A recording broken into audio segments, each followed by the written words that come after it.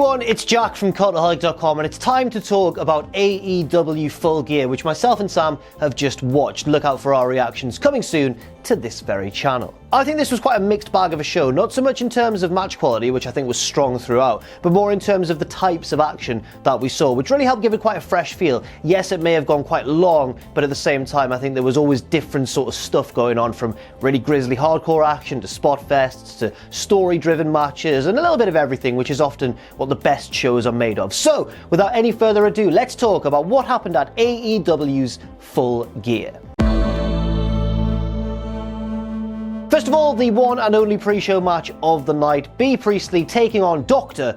Britt Baker. Before I talk about the match, I just want to say fair play to Britt Baker, because Cody, prior to the show, tweeted out that she'd be wrestling through flu, and you couldn't really tell. She really toughed it out and really put in a solid performance given the circumstances. So well done, Britt Baker. Very resilient and very brave efforts from her. The two women brawled at the bell, really trying to give this match an intense feel, because obviously the animosity between the two has been going back like quite a few months now. At one point we cut to the crowd where Darby Allin was watching on. I'm not sure if he's going to play a part in the storyline involving one of these wrestlers going forwards, or whether it was just to show that AEW is more of a connected, organic kind of locker room where people take an interest in other matches even if they're not personally involved. Britt Baker picked up the big babyface win on the pre-show, trying to go for the lockjaw, but then Bea countered it into a cradle, but then Britt Baker was able to roll her back and get the lockjaw for the submission victory. But it wasn't over yet. Afterwards, Brandi Rhodes and Awesome Kong came out. Kong has new gear now. She's kind of like a hunter, I guess. She's got a belt with like strips of hair dangling from it, and they brought a knife to the ring. I thought they were going to murder Bea Priestley in cold blood, but thankfully they just cut off a bit of her hair and added it to Awesome Kong's belt. Now again, we don't really understand Brandi's motivations for setting Awesome Kong on the rest of the women's division, but one little detail that I've noticed which confuses me a little bit is that Brandi had that confrontation backstage with Jamie Hayter a couple of weeks ago, and now they've gone after Bea Priestley. They're both heels, so is there going to be a bit more? Is that deliberate, or is it just a coincidence? I hope we learn more about this going forwards, and I hope that some answers come to light. Next up, the first match of the main show. One of the big featured feuds heading into this one, in fact. The Young Bucks taking on Santana and Ortiz. This got quite a lot of time, actually. This got about 20 minutes or so, and once again it was the Young Bucks addressing that criticism that they're just spot monkeys, that they don't put a story in their matches. And they certainly did here. I think maybe psychologically it was one of the stronger matches on the show. It had a strong current running throughout it where every action had a consequence later on. I thought it was really well put together. In a way, it felt more like a New Japan style of Young Bucks match, because that's what they sort of did over there. And in AEW, they've kind of been a bit more spot heavy, especially in that feud with the Lucha brothers. But this was more stripped back. Not as much, I mean there were still crazy spots and everything, but not as much of a focus on that and more on sheer storytelling. The main turning point of this match came when Nick at one point accidentally kicked the ring post and then sold his leg for the rest of the bout, and obviously as good heels do, Santana and Ortiz targeted that whenever they could. At one point the Bucks went for the Melter Driver, but when Nick jumped up to do the springboard part of the move, his injured leg gave out on him and he tumbled to the canvas. This was the opening that Santana and Ortiz needed. They were able to isolate Nick. He fought back with some great babyface fire, but in the end it was too much and the Inner Circle members picked up the victory. But it wasn't all said and done, because then the Rock and Roll Express, Ricky Morton and Robert Gibson, who'd been watching on from ringside and getting into little confrontations with Santana and Ortiz throughout the match, they saved the day. Santana and Ortiz were joined by Sammy Guevara, also of the Inner Circle, and they looked to beat down the Young Bucks after the match. But the Rock and Roll Express saved the day, and Ricky Morton hit not only a destroyer, which, to be fair, not anyone can hit, but the onus is very much on the man receiving the move rather than the man giving it, but he then hit a suicide dive through the ropes. Ricky Morton looking very sprightly indeed. That got a huge pop from the crowd as well. Next up, Pac versus Hangman Page, another match that got quite a lot of time given to it, another sort of 20-minute sort of length match, and also another strong match too. Both guys looked really crisp and like they know each other well by this point, especially Pac, who in many people's eyes is, of course, one of the best in the world today. And at one point he hit a sick brainbuster on the outside onto an upright steel chair, which looked really nasty, but it looked like they did it about as safely as they could. Hangman Page certainly didn't seem adversely affected by it going forwards, apart from in terms of selling. So that was a risky spot, executed very, very well by both men. Towards the end, Pac went up for the Black Arrow, but it missed. Page was able to roll out of the way. Then Pac managed to lock in the Brutalizer, but Hangman Page slowly and heroically powered out of it. And this eventually led to him hitting a lariat and the Deadeye to pick up In my view, a bit of a surprising victory. I thought they'd be more interested in keeping Pac strong, but instead they went the other route and gave Hangman a pretty huge victory. As I mentioned just before, this was a strong match, but I'm worried it might get lost in the shuffle a little bit because it didn't have anything to really set it apart from many other more eye-catching things on the show. It was just a strong match, no particular bells and whistles about it, just two good wrestlers having a strong contest. Next up, Shawn Spears versus Joey Janela. The story here being that Joey Janela simply refused to believe that he was outmatched against Shawn Spears. But Spears, of course, had the great equalizer in the form of his manager, Tully Blanchard. This was probably the shortest match on the main portion of the show, I think. It might have even been the shortest match, including the pre-show one. But anyway, the ending came when Shawn Spears undid one of the turnbuckle pads. Referee Earl Hebner saw it, went to put it back, and that led to Shawn Spears getting Joey Janela on the outside and dropping him with a spike pile driver on the floor, with Tully Blanchard assisting the move, leaping off the ring steps and driving Janela's feet downwards. It was awesome. It was a great ending to the match. It wasn't the finishing move. I mean, Shawn Spears then hit the Death Valley driver in the ring to get the pinfall, but it was definitely the highlight of the match and a lovely little moment to show that Tully Blanchard can still sort of involve himself to a decent level when it comes to being a physical manager as well as a cerebral one. We had an interview backstage with Kip Sabian, who is now just fully heel, sunglasses, toothpick, cocky demeanor, bullying the interviewer, all the full heel works Kip Sabian now has going for him. As British fans or independent fans over in the UK will know, he can do so well. He talked a bit about his new alliance with Jack Evans and Angelico, and then he was joined by Penelope Ford, who now appears to also be heel because she's aligned with Kip Sabian, and she says, why can you be bad, or why be bad when you can be super bad, which is Kip Sabian's catchphrase. I see what you've done there, Penelope, and it's very good. Next up, the three-team match for the tag team titles, the champions SCU taking on the Lucha Brothers and the Private Party. Not the Private Party, I was corrected in the comments the other day, it's just Private Party.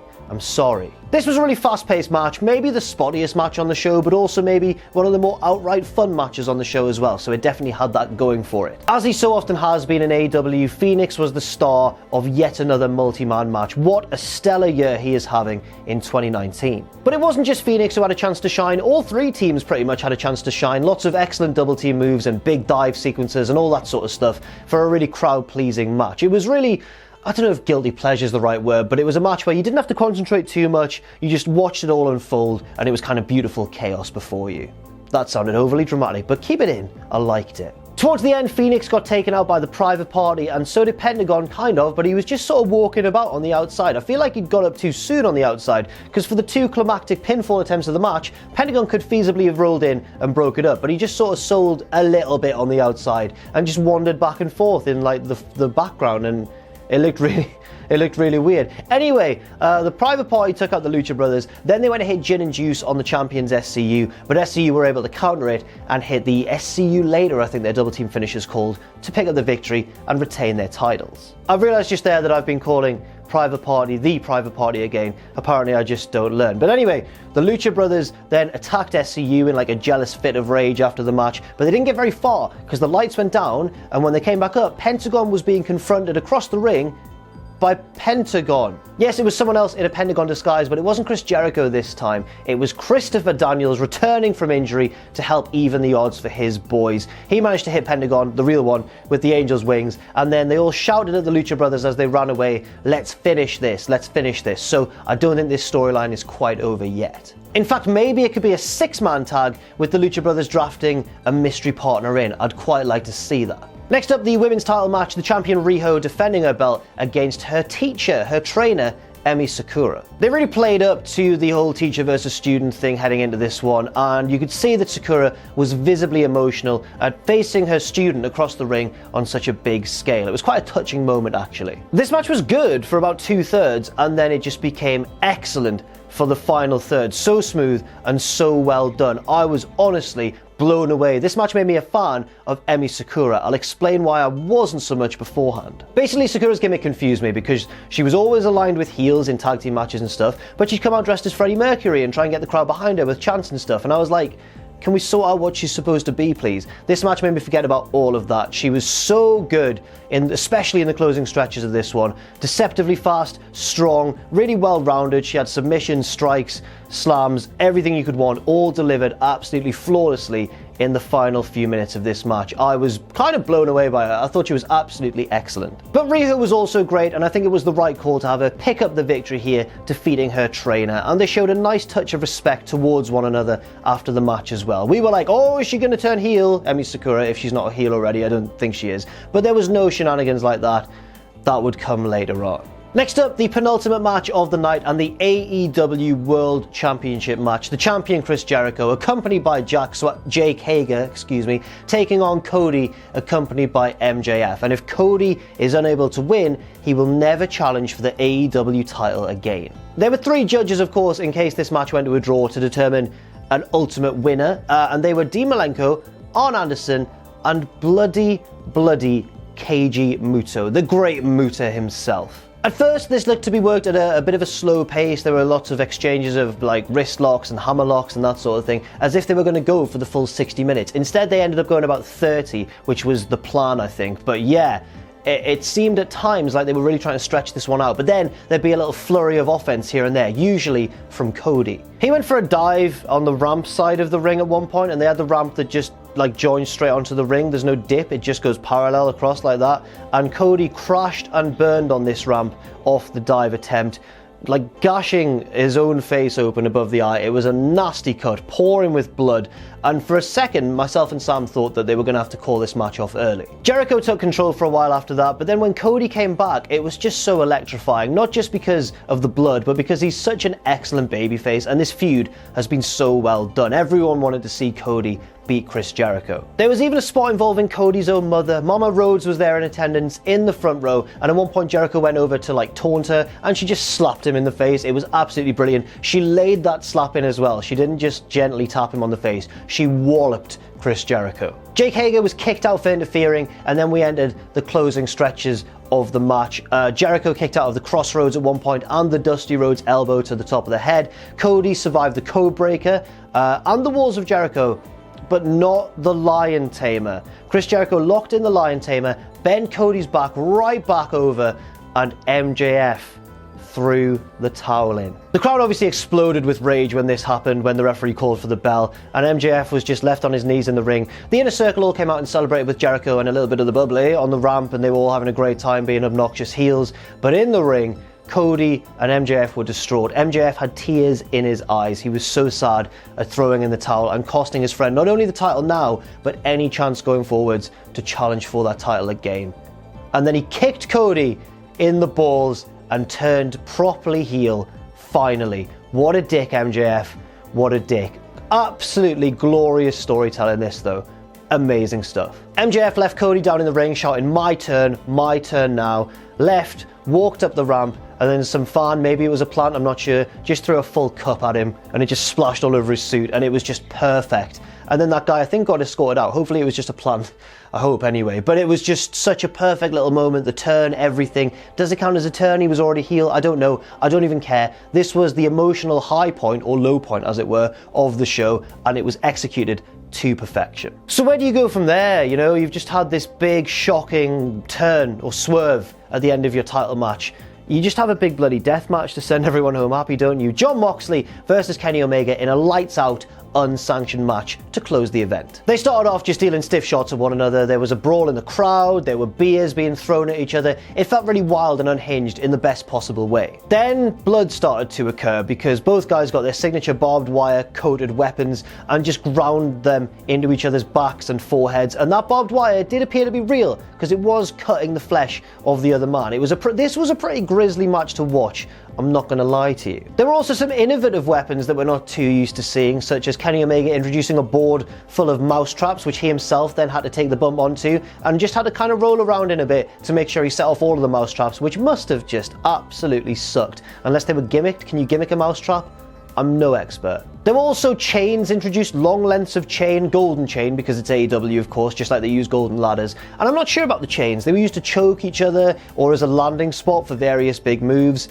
And yes, it must have sucked and been quite nasty to land on, but there was no noise about it. There was no snap about landing on those chains. Everyone kind of went, ooh, but I don't know if I agreed with using them just because it didn't have quite the effect that other weapons might have. What was visually striking though was glass, which Kenny Omega introduced and just raked across the face of Jon Moxley. Broken glass. They implied that it was a shard of glass from the table that Moxley put Omega through a few weeks ago. More glass was then crushed up and spread out in the middle of the ring. Both men landed on that glass. And then there was maybe the best spot of the match, not in terms of a visual spectacle or a huge bump, but in terms of storytelling, with Jon Moxley caught in the sharpshooter and forced to crawl through the glass to reach the ropes and pull himself up and escape the hold.